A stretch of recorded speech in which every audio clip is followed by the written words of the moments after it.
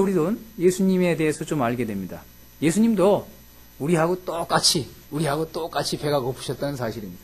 우리가 생각하기에 예수님 그러면 거룩하시고 신성이 있고 위엄이 있고 그런 분으로만 착각하고 왜 어릴 땐 말이에요. 저 초딩이 때는 뭐예요. 선생님들은 화장실도 안 가는 줄 알아. 아주 깨끗하고 말이에요.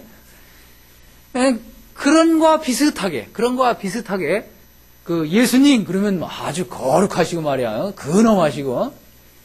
사실 그렇지 않아요. 그 복음서에 우리 봐서 앞부분에서 봐서 알지만 그 당시에 소외받고 하층민들하고 같이 어울려서 먹고 마시고 어울리셨던 그런 분입니다. 아마 모르겠어요. 예수님이 이 지상에 계실 때 등치가 얼마나 컸고 어떤 표정이셨는지 누구도 알 수 없지만은 아마 아주 등치 좋으셨을 것 같아요. 잘 드시고. 왜냐하면 물론 이제 바리새인들이 비아냥거리느라고 예수님을 이렇게 꽈대기도 했지만, 야, 니네 선생은 개걸스럽게 표현을 보면 아주 개걸스럽게 잘 먹고 잘 마신다고 이렇게 얘기한 걸로 보면 아마 식사도 잘 하시고 그랬던 것 같아요. 그런 예수님이 오늘 본문에 보니까 시장하셨다 이런 표현을 하고 있는데,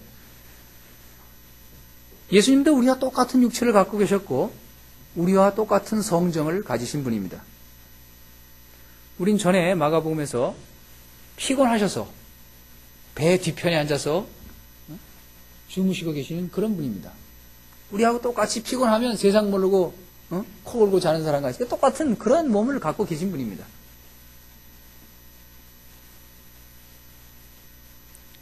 예수님께서도 슬픔과 기쁨을 느끼셨고 또 고통을 느끼셨습니다. 육신이 피곤하면 휴식이 필요한 분입니다. 목마르실 때면 물이, 시장하시면 음식이 필요한 그런 분이셨습니다. 하늘과 땅을 온 만물을 만드신 주께서 죄인인 인간을 구원하러 오셔서 예수님은 굶주림을 겪으셨습니다.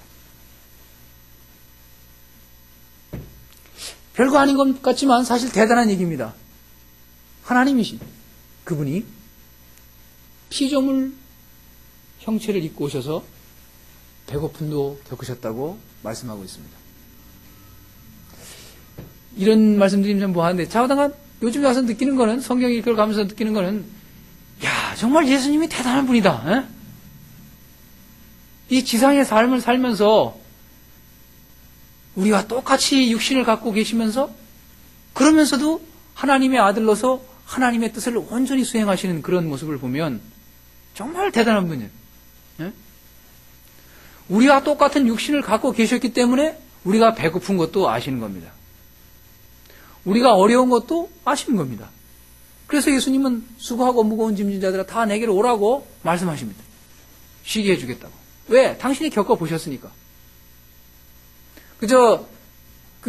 요즘에 가끔가다 비판할 때 죄송합니다. 공무원 한 분 있는데, 그냥 탁상 공무원만 하는 사람들 많잖아요.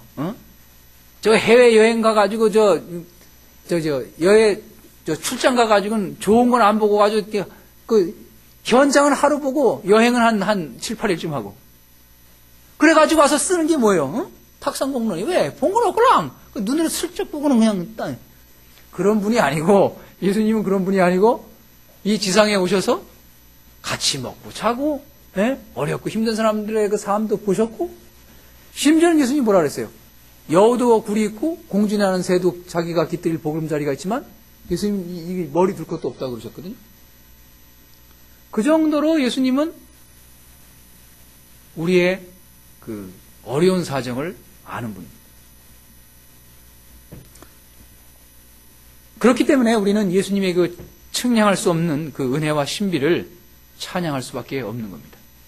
그냥 마지못해서 예수님을 찬양하는 것이 아니라 정말로 뭔가 조금 알아가면 갈수록 찬양을 할 때 우리는 의미를 달리하고 힘있게 찬송할 수 있게 되는 겁니다. 그냥 입으로만 예수님 찬양 이게 아니고 예수님이 어떤 분인가, 나와 어떤 관계가 있는가, 나에 대해서 어떤 일을 행하셨는가, 이것을 우리가 생각할 때 힘있게 찬송하고 정말로 마음에서부터 우러나오는 찬양을 할 수 있게 되는 겁니다. 마무리하겠습니다. 오늘 본문 말씀을 통해 우리는 어떤 교훈을 받습니까? 분명한 것은 열매가 없는 나무는 지켜서 던져지는 겁니다. 물론 쉽지는 않습니다. 누구나 다 나태해질 때가 있고 해해질 때가 있는데 우리 신앙생활에 열매가 맺히고 있는지를 우리는 스스로 살펴야만 합니다. 오랫동안 신앙생활을 하다 보면 우리가 자기도 모르게 형식주의에 빠지기도 쉽습니다. 또 틀에 박힌 타성에 빠지기도 쉽습니다. 자주 드려지는 예배, 자주 모이는 모임으로 인해 우리는 예배 그 모임을 가볍게 여길 수도 있습니다. 예배 가운데 하나님이 계실까? 예배 드리면서도 딴 생각을 하고, 예배 드리면서도 장사 생각하고, 예배 드리면서도 가스 걱정이나 하고 앉았고, 예배 드리면서도 개돈 계산하고 앉았고, 이게 하나님하고는 전혀, 하나님 앞에 내가 하나님의 임재의식을 하나님 앞에 지금 예배 드리고 있다는 사실에 대해서 우린 망각하게 되는 겁니다. 물론 사람이니까 별 생각이 들 때 있죠. 그럴 때 우리는 우리의 마음과 생각을 지켜달라고 성령께 도움을 구해야만 됩니다. 매 순간순간 우리는 나약하기 때문에 순간순간 위로부터의 도움을 받지 않으면요 제대로 쓸 수 없어요. 한순간도. 그렇게 연약한 사람들입니다. 요한복음에 뭐라 그래요? 가지가 줄기를 떠나서는 아무것도 열매 못 맺는 거예요. 우리가 한시라도 저도 그때는 이게 무슨 말인가 했는데 조금 이해할 것 같아요. 우리는 조금만 눈 돌리면 금세 잘못되는 게 쉬운 게 우리예요. 생각만 조금만 하면 딴 생각, 예배 드리면서도 딴 생각하고, 남이 대표 기도하는데도 딴 생각하고,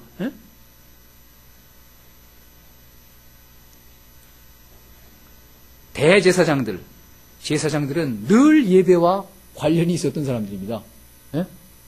대제사장들, 제사장들 제물 받아서 맨날 살려서 부르는 그런 사람들이 아까 말씀드린 대로 그 순례자들한테 20배씩이나 이렇게 하는 그 일을 동조해 가면서 그럼 그 사람들은 안 받았겠어요? 묵인해 줬는데. 그래야 거기서 돈 받아야 자기들도 저 대제사장 자리 하나 살 거 아니야. 로마 정부로부터 결탁해 가지고 적절히 외교해서. 전에 말씀드린 대로 대제사장직도 돈 주고 샀어요. 로마 정부한테 그 최고 통치자한테 갖다 바치고. 만약 그들이 하나님의 임재를 느꼈다면, 하나님의 임재의식을 늘 느끼면서 살았다면 그 감히 그렇게 할 수 없겠죠. 그죠? 하나님 앞에서 예배하고 있다고, 하나님 앞에서 있다고 생각하면 물론 한두 번에 실수하겠지만 그렇게 어마어마하게 큰 잘못을 하고도 가만히 있을 수 있겠어요? 양심의 찔림이 없이? 백성들을 바로 가르치고 하나님의 존재의식을 더 깊이 느끼며 하나님의 인도하심에 민감했어야만 할 그 사람들이 오히려 더 무감각해진 겁니다. 백성들로 하여금 어떻게든지 하나님을 더 가까이 가게 만들고 백성들로 하여금 하나님의 은혜를 더 크게 입도록 도움을 주어야 할, 도움이 되고 바탕이 되어주고 희생이 되어줘야 할 사람이 오히려 그 사람들을 착취하고 있었던 겁니다. 이거에 대해서 예수님이 지금 비판하셨던 겁니다. 우리가 하나님에 대해, 말씀에 대해, 예배에 대해 더 잘 안다고, 더 익숙해 있다고 자만에 빠져 있는 그런 신앙생활을 하지 않도록 우리는 늘 조심해야만 합니다. 지금 드리는 예배 가운데서도 마찬가지입니다. 물론 피곤하고 이렇게 하다 보면 이럴 때도 있지만은, 그러나 우리의 중심은 항상 하나님을 향하도록 애써야만 합니다. 진정으로 예배하는 자를 하나님은 찾으실 거고, 진정으로 예배하는 자에게 하나님은 은혜를 더하실 겁니다. 우리가 어디에 있으나 하나님 앞에 있는 것이지만, 특히 예배 시에 우리는 더욱더 하나님을 바라보고 하나님이 우리 가운데 임하시기를, 성령이 우리 가운데 임재하시기를 진정으로 갈구하는 그런 마음을 가져야 할 겁니다. 하나님은 우리의 마음을 감찰하는 분입니다. 우리의 동기를 살피는 분입니다. 잎만 무성하고 열매가 없는 그런 무화과가 아니라 잎도 있고 열매도 풍성한 그런 무화과 나무처럼 열매를 맺어서 하나님께 영광을 드리는 여러분의 삶이 되시기를 빕니다. 기도하시겠습니다.